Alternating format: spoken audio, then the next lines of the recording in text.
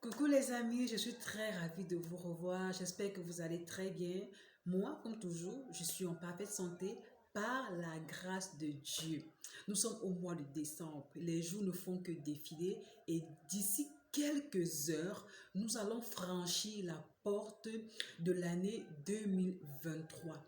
Et je suis ici pour attirer ton attention afin que ce qui n'a pas marché durant 2022 puisse marcher en 2023. Tout d'abord, as-tu déjà fait ton bilan annuel? Ton bilan annuel te permettra de pouvoir voir ce qui n'a pas marché, de pouvoir voir ce que tu as réalisé et de pouvoir voir ce que tu n'as pas réalisé. Car il faut rester dans l'optique de la visualisation. Tu n'as pas besoin de prendre une machine pour écrire. Même avec un format et un stylo, tu peux faire le bilan. Sur 6 points exactement. Le premier point, ta relation avec Dieu. As-tu été à l'écoute quand il t'a parlé? As-tu écouté quand il te parlait?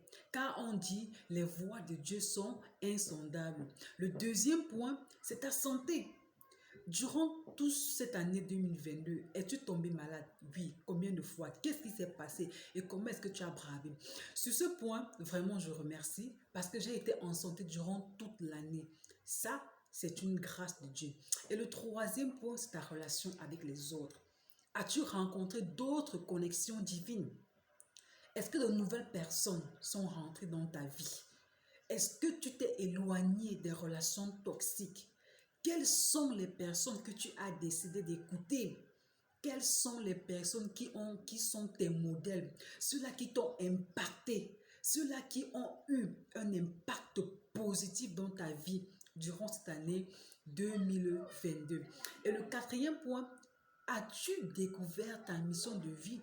Car oui, chacun de nous qui sommes là ici sur terre, nous avons une mission de vie. Nous ne sommes pas là pour rien. Dieu nous a créés pour une mission.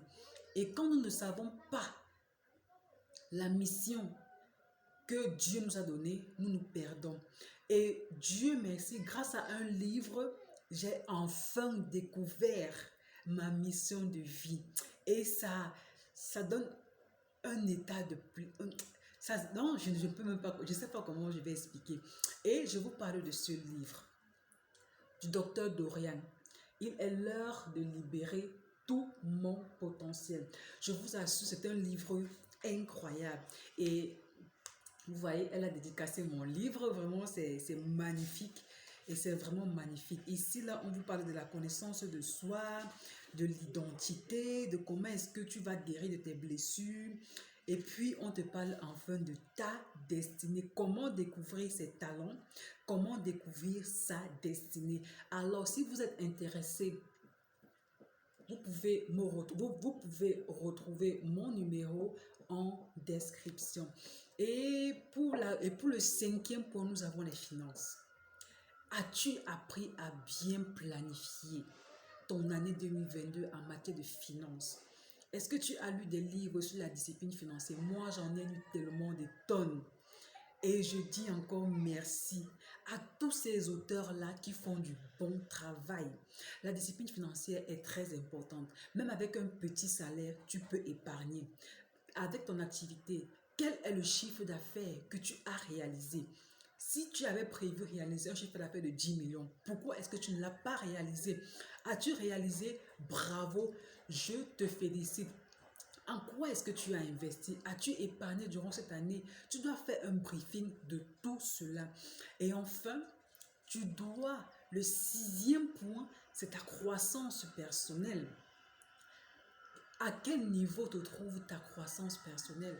Parce que dès le bas âge, nous avons été inculqués par des valeurs.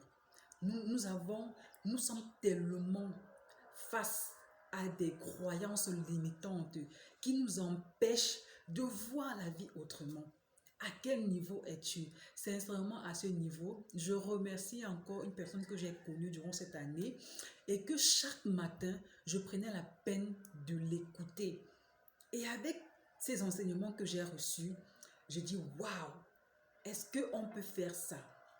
Et me voici aujourd'hui bien portante, toute cette année a été vraiment une année de transformation parce que j'ai décidé que je devais voir la vie autrement, qu'il y a quelque chose que Dieu a mis en moi qu'il fallait que je découvre.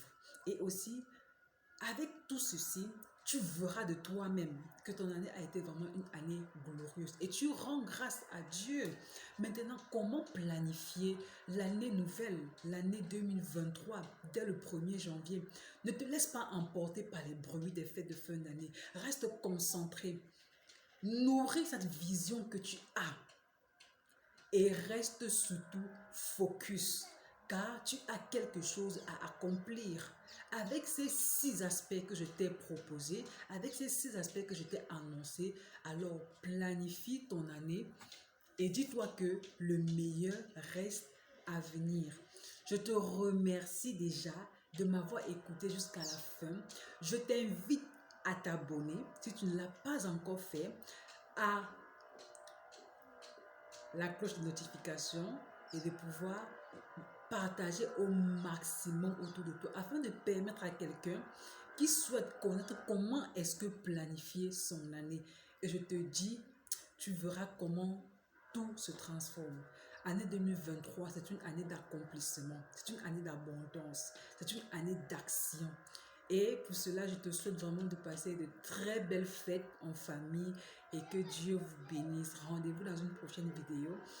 C'était la Difetou Songo, votre connexion divine. Merci. Ciao, bisous.